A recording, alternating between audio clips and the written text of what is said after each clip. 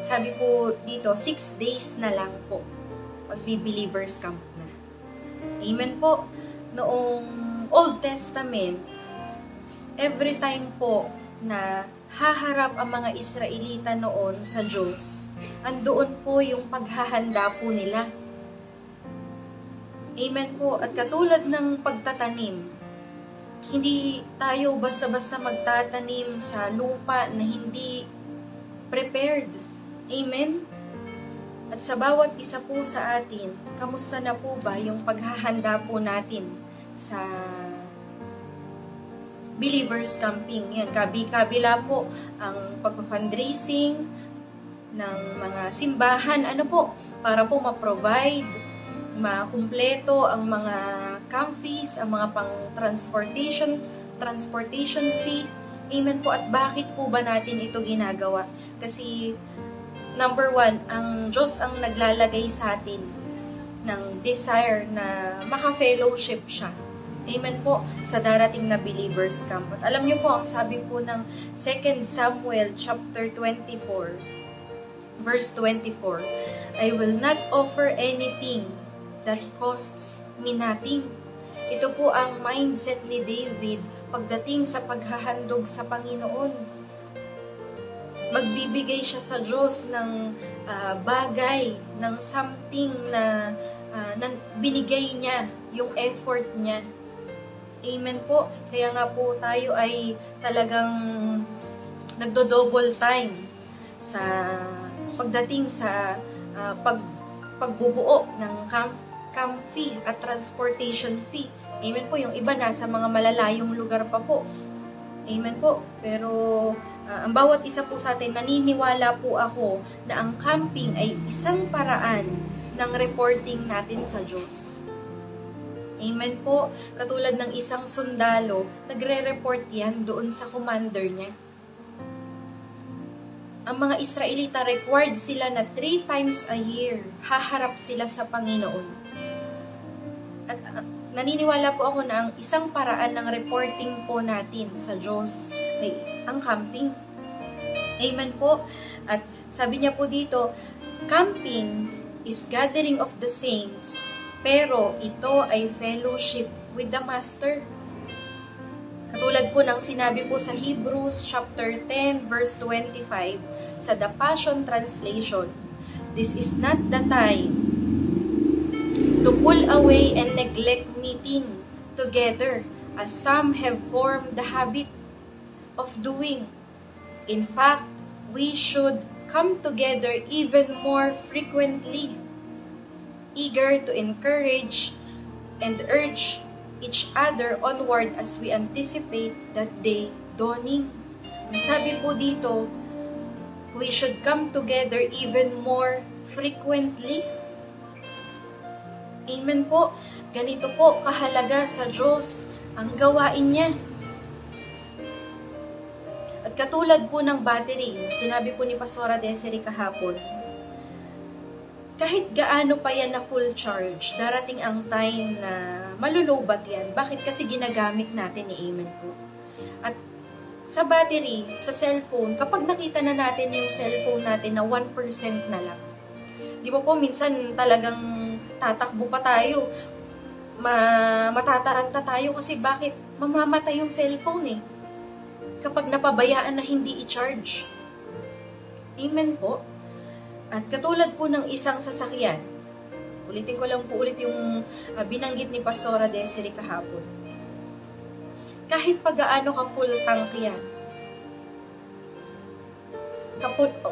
kahit pagaano ka puno ng gasolina yan, darating yung time na mauubos ito. Bakit? Ginagamit po eh. Amen po. At kapag nakita mo na paubos na yung gas o kapag reserve na, di ba po, hindi po ba magiging initial response natin doon sa sitwasyon, hahanap tayo ng pinakamalapit na gasolinahan? Bakit ayaw nating magtulak? Di ba po, na-try nyo na po ba yun, yung magtutulakan ng sasakyan? Amen po. At sa bawat isa po sa atin, sa camping, dito tayo nire-recharge ng Panginoon. Amen po. Naalala ko po yung nabasa ko sa quotation na pinost ng isang preacher sa Facebook. Sabi niya, we cannot survive in the Christian life, specifically in the ministry, without the anointing. We cannot survive in the Christian life, specifically in the ministry, without the anointing. Magkakamali na tayo sa buhay o sa ministry kapag wala na ang anointing. Amen po. Na-try po natin na na-try na po ba natin na hindi tayo manalangin ng isang linggo? Sabi nga po ng isang quotation, 1 week without prayer makes 1 week. At sa bawat isa po sa atin na mga Kristiyano, lalo na ng mga ginagamit ng Diyos sa ministry, sa kaharian niya, sa gawain niya. Sabi niya dito, hindi natin magagawa ang pinapagawa ng Diyos sa bawat isa sa atin kung wala na ang anointing. Kung tayo po ay ubos na. Amen po. Ano ang maibibigay natin sa tao kung mismong tayo na mga naglilingkod sa Panginoon ay kulang din sa anointing? Amen po. At ito pong camping na ito, i-grab natin yung every opportunity na tayo ay mapuno ng Panginoon. Sabi po ng Diyos, He will visit hungry hearts. Alam niyo po, personally, every camp, never po akong binigo ng Diyos. May mga times na mafe-feel natin na parang nakakabitin ng camping. Parang meron pa. Amen po, kulang pa. Pero never pong pumalya ang Diyos sa bawat gawain niya. At every camp, personally, pinapaalala po sa akin ng Diyos ang mga pangako ko sa Kanya. Every camping, nire-remind ng Diyos na ito yung pangako ko sa Kanya. At every camping, nire-remind ng Diyos na ang mga pangako niya sa akin. Bakit? Kasi may mga times po na sa paglilingkod natin sa Panginoon, makakalimutan natin yung mga pangako natin. Makakalimutan natin yung mga sinabi sa atin ng Diyos. At ang camping ang isang way para ipaalala ng Diyos sa atin yung mga pangako niya at yung mga pangako natin sa Kanya. Amen po. Sabi ko nga po kanina, camping, ito ay gathering of the saints. Pero, ito ay fellowship with the Master. Amen po. At every camping, personally po, nare-renew po ang commitment ko sa Panginoon. Amen po. Ang sabi po ng Mateo chapter 7, verse 11. Kung kayong mga masasama ay marunong magbigay ng mabubuting bagay sa inyong mga anak, gaano pa kaya ang inyong Ama na nasa langit? Bibigyan niya ang mabubuting bagay ang sino mang humihingi sa Kanya. Ang sabi ng Panginoon, hindi po niya ipagkakait yung Espiritu niya sa mga taong naghahangad nito. Amen po. At sa camping na ito, kahit hindi service, kahit sa divided seminar, kahit sa mga counselors, kahit sa prayer, sa devotion, sa worship, pwede po tayong katagpuin ng Panginoon. Naniniwala po ako na every magka-camping, hindi kalooban ng Diyos na hindi tayo mapuno. Bakit? Kasi kaya tayo nasa camping. Kasi ang Diyos ang nagsimula ng programa na ito. So, kalooban niya na ang bawat isa sa atin ay ma-restore, ma-revive during camping. Amen po. Pero, nasa sa atin po ang decision, ang will, kung tayo ay mapupuno ng Panginoon sa camping. maganda po na meron pa tayong 6 days. Pero ang maging prayer po natin, Lord, sa camping, hindi ako papayag na yung sisidlan ko ay mga lahati lang. Amen po. Magpapuno po tayo sa Panginoon sa camping. At sa bawat isa po sa atin, tatanungin ko po kayo, ano po ba yung pangangailangan natin sa camp na ito? Tayo ba ay nangangailangan ng presensya ng Diyos? Kasi pakiramdam mo malayo ka na sa Panginoon? Tayo ba ay nangangailangan ng anointing? Kasi pakiramdam natin, yung sisidla natin paubos na. Ikaw ba ay nangangailangan ng kasagutan sa mga katanungan natin sa buhay? Ikaw ba ay nangangailangan ng comfort? Tayo ba ay nangangailangan ng correction? Tayo ba ay nangangailangan ng direction? Tayo ba ay nangangailangan ng encouragement? Alam niyo po, ang sabi ng Panginoon, ang Diyos ay extravagant pero hindi siya wasteful. Amen. Kayang katagpuin ng Diyos ang pangangailangan natin sa camping. Mag-expect ka lang. Amen po. Dito po sa Jeremiah chapter 29 verse 13, basahin ko po sa bawat isa po sa atin. Kapag hinanap ninyo ako, ako'y inyong matatagpuan. Kung buong puso ninyo akong hahanapin. Pansinin po natin sa verse na ito, may condition ang Diyos. Kapag hinanap ninyo ako, ako'y inyong matatagpuan. Kung buong puso ninyo akong hahanapin. Ang kondisyon po ng Panginoon, once na hinanap natin siya, hindi siya magtatago. Sabi niya, matatagpuan ninyo ako. Kung buong puso ninyo akong hahanapin.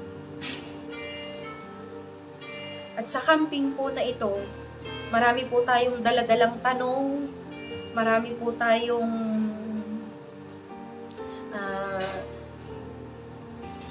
kailangan spiritually, emotionally, amen po. At kayang katagpuin ng Diyos ang bawat pangangailangan po natin sa Kanya. I-close ko po dito, doon po sa story ni Maria at ni Martha, kung mapapansin po natin, parehas silang dinalaw ng Diyos. Parehas silang pinuntahan ng Panginoon. Pero sino yung napuno? Sino po yung nakatanggap ng katugunan doon sa pangangailangan niya? Hindi po ba si Maria? Amen po? At ang sabi po ng Bible, ginawa ni Maria yung alam niya na mabuti. At sa bawat isa po sa atin, katulad po ni Maria, parehas silang naglilingkod bago sila dalawin ng Panginoon, bago sila pinuntahan ng Panginoon. Pero ang ginawa ni Maria, ibinaba po ni Maria yung ginagawa niya. Pero si Martha ay tuloy pa rin siya dun sa paggawa niya. Bakit? Kasi after si Maria, after si Martha doon sa kingdom, which is, wala naman pong mali. Pero, si Maria, ibinaba niya yung hawak niya, yung trabaho niya, yung duty niya ng mga oras na yun, at umupo siya doon sa paanan ng Panginoon, at nakinig siya. Amen po. Nandun siya naghihintay sa paanan ng Panginoon kung ano yung sasabihin ng Diyos sa kanya. Amen po. Ang akala ni Martha, mapiplease niya ang Panginoon. Bakit? Kasi sobrang busy niya doon sa kingdom. Nagagawa niya yung mga kailangang gawin. Pero, every time na tayo po ay uma-attend ng camping, mas nagiging malinaw po sa bawat isa sa atin ano yung pinapagawa ng Diyos sa bawat isa sa atin. At At sa camping po na ito, close ko po dito, lahat po tayo ay ngayon pa lang iset natin yung puso natin, yung espiritu natin sa pakikipag-fellowship doon sa master natin. Amen po. Personally, ako po ay sa camping mixed emotions. Sobrang na-excite po ako at the same time, nandoon yung ano kaya yung sasabihin ng Diyos sa akin. Ang prayer natin, encouragement, pero wag po natin kalimutan na magpakorek sa Panginoon. Amen po sa camping na ito. So, see you po sa darating na Believers Camp 2023 at God bless po sa bawat isa po sa atin. Sige po, before po tayo mag-close tayo pong lahat ay umuko at manalangin. Sige po, mag-pray po tayo. Amang Diyos, sa pangalan ng aming Panginoong Jesus, sa mga oras na ito, Lord, Ikaw ang patuloy na maglagay ng kauhawan sa presensya mo at sa salita mo sa bawat isa sa amin sa darating na camping. Lord, ilagay mo sa amin ang matinding excitement, ang matinding kasabikan na maka-fellowship ka sa camping. Lord, i-ready mo, Banal na Espiritu, ang mga puso namin, ang mga espiritu namin sa darating na camping. At tulungan mo kami na matanggap namin ang bawat katugunan sa lahat ng pangangailangan namin sa darating na camping. Salamat, Panginoon. Patuloy kang purihin at dakilain sa pangalan ni Jesus. Amen. God bless po sa bawat isa po sa atin.